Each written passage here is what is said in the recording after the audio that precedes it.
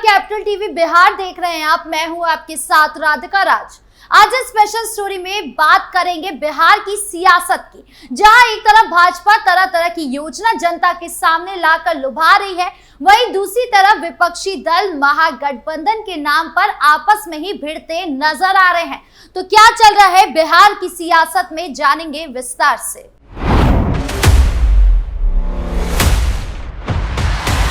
Operation सिंदूर और भारत पाकिस्तान संघर्ष विराम के बाद बिहार की सियासी पारा चढ़ने वाला है। विधानसभा चुनाव के मद्देनजर राजनीतिक दलों ने तैयारी तेज कर दी है। कांग्रेस भी एक्शन मोड में है। बिहार की धरती पर कांग्रेस के दिग्गजों का दौरा जारी है। इसी कड़ी में नेता विपक्ष राहुल गांधी चौथी बार बिहार दौरे पर आ रहे हैं। राहुल गांधी का 15 मई को दौरा प्रस्तावित है। गया में कांग्रेस सांसद पार्टी नेताओं और कार्यकर्ताओं के साथ बैठक करेंगे। बैठक में चुनावी तैयारी और संगठन विस्तार पर चर्चा होगी। कहा जा रहा है कि कांग्रेस सांसद दरभंगा का भी दौरा कर सकते हैं।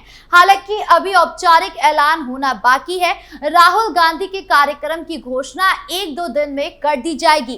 कांग्रेस के राष्ट्रीय नेताओं का भी आगमन इसी महीने से शुरू होने वाला है।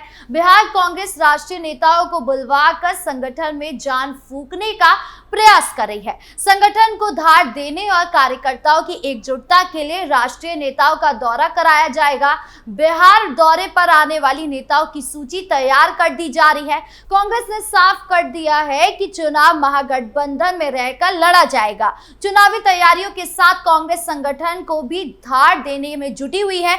पिछली बार 70 सीटों पर चुनाव लड़ने वाली कांग्रेस की झोली में 19 सीटें आई थी। इस बार ज्यादा सीट हासिल करने के लिए राजद पर दबाव बनाया जा रहा है। ऑपरेशन सिंदूर के बाद पीएम मोदी भी पहली बार बिहार आ रहे हैं। पीएम मोदी का बिहार दौरा मई के आखिरी हफ्ते प्रस्तावित है। रोहतास जिले के बिक्रमगंज में रैली को पीएम मोदी संबोधित करेंगे। माना जा रहा है कि 25 से 30 मई के बीच प्रधानमंत्री का कार्यक्रम तय किया जा सकता है। अगले 4-5 दिनों में औपचारिक ऐलान कर दिया जाएगा। पीएम मोदी की रैली के लिए बीजेपी में बैठकों का दौर जारी है। सभा स्थल पर लाखों को भीड़ जुटाने का लक्ष्य रखा गया है। सभी मोर्चा पर तैयारी तेज कर दी गई है। यानी ऑपरेशन सिंदूर के बाद बिहार में सियासी घमासान अभी जारी है और आगे भी देखने को मिल सकता है।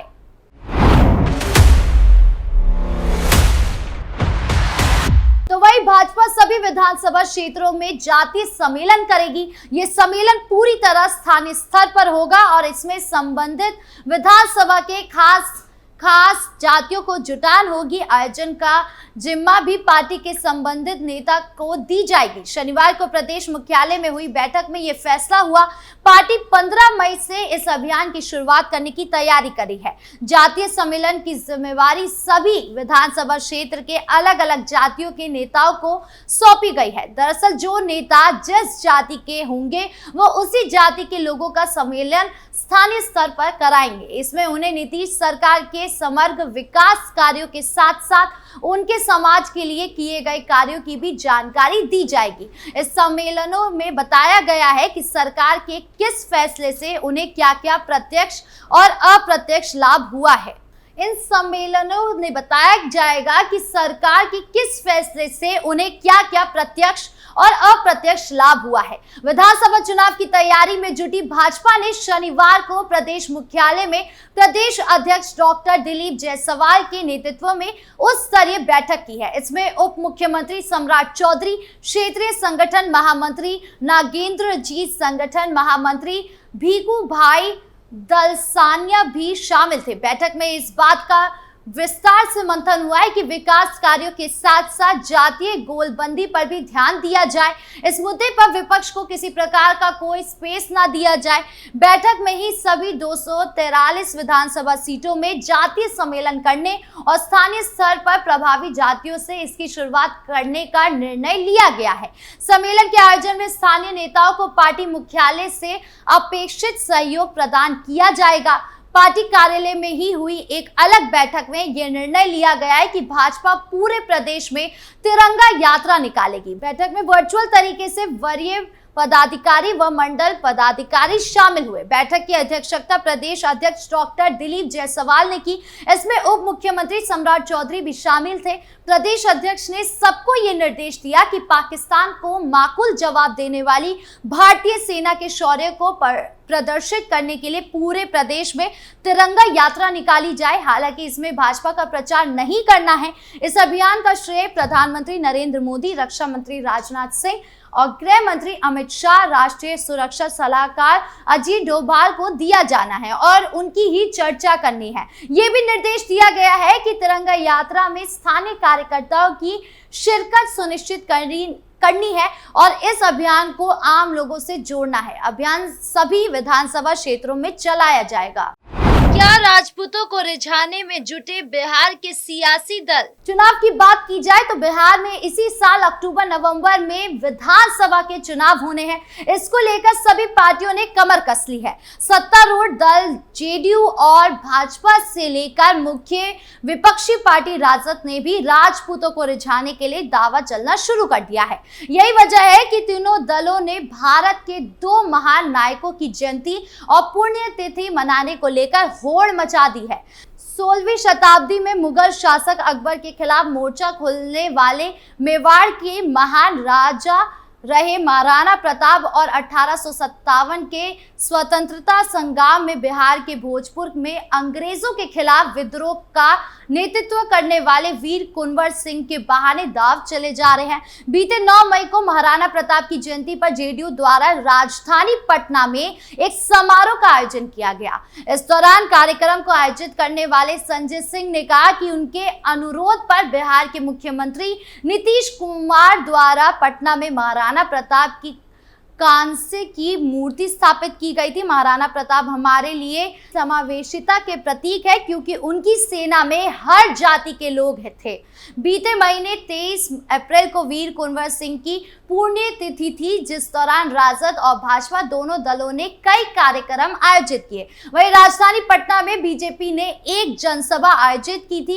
इस कार्यक्रम में सारण से सांसद और पूर्व केंद्रीय मंत्री राजीव प्रताप रूडी मुख्य अतिथि के रूप में शामिल हुए थे, जबकि पूर्व उप मुख्यमंत्री और विधानसभा में नेता विपक्ष तेजस्वी यादव सारण में आयोजित एक कार्यक्रम में मुख्य अतिथि के तौर पर पहुंचे थे। भाजपा द्वारा आयोजित सभा में कई और राजपूत विधायक शामिल हुए थे, जिसमें जमुई में विधायक शेषई सिंह और निर्दलीय विधायक सुमित सिंह की मौजूदगी में रूडी ने कहा था कि राजपूत लंबे समय से दूसरों की सफलता की सीढ़ी के रूप में इस्तेमाल किए जा रहे हैं, लेकिन अब ऐसा नहीं होगा। हम सुनिश्चित करना होगा कि कोई भी हमें हल्के में ना ले। इस सीट से केवल यादव बनता है विधायक। साल के अंत में होने वाले विधानसभा चुनाव के लिए सभी दलों ने अपने सियासी समीकरण बनाने शुरू कर दिए हैं। केंद्र सरकार की तरफ से जाति जनगणना कराने की घोषणा के बाद से बिहार चुनाव अहम हो जाता है, खास तौर पर क्षेत्रीय दलों के लिए, क्योंकि इन्हें दलों के सामने अपने कोर वोटर को साधने की चुनौती होगी। यादवों को आमतौर पर राजद का कोर वोटर माना जाता है। ऐसे में राजद को अपने कोर वोटरों से एक बार फिर बड़ी उम्मीदें होंगी। ये बातें इसलिए हम कर रहे हैं क्योंकि केंद्र सरकार के जाति जनगणना के फैसले ने बिहार की राजनीति में अलग तरीके की हलचल पैदा कर दी है। खैर, जाति जनगणना की पॉलिटिक्स की बात जब आती है तो बिहार विधानसभा के उस सीट के बारे में बताने जा रहे हैं जहां आज तक जितनी बार भी चुनाव हुआ है, हर बार सिर्फ यादव जाति के उम्मीदवार को जीत मिली है। साल 2020 में हुए आखिरी विधानसभा चुनाव में भी यादव उम्मीदवार को ही जीत मिली है। इस सीट पर यादव जाति को छोड़कर कोई दूसरा विधायक बन ही नहीं पाया है। दिलचस्प बात यह है कि इस सीट पर यादव को कोई हराता है तो वो है यादव जाति का उम्मीदवार। साल 1967 में जब इस सीट पर पहली बार चुनाव हुआ था, तब से लेकर आज तक इस सीट पर केवल यादव ही विधायक बने हैं। चाहे बिहार में किसी भी दल की सरकार रहे, इस सीट पर हमेशा से यादव ही किंग मेकर बने हैं।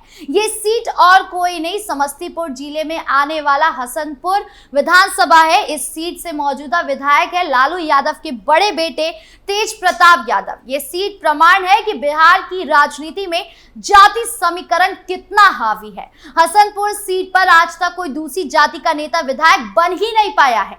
ऐसे में इस सीट को जीतना किसी भी पार्टी के लिए जितना मुश्किल हो गया है। यानी कुल मिलाकर बिहार की सियासत में चुनाव को लेकर घमासान चल रहा है, जिसमें जाति एक महत्वपूर्ण मुद्दा बना हुआ है। आपकी इस मामले पर क्या राय है, कमेंट बॉक्स में जरूर बताएं। वीडियो अच्छी लगी हो तो लाइक शेयर करें और चैनल को सब्सक्राइब करना ना भूलें। नमस्कार।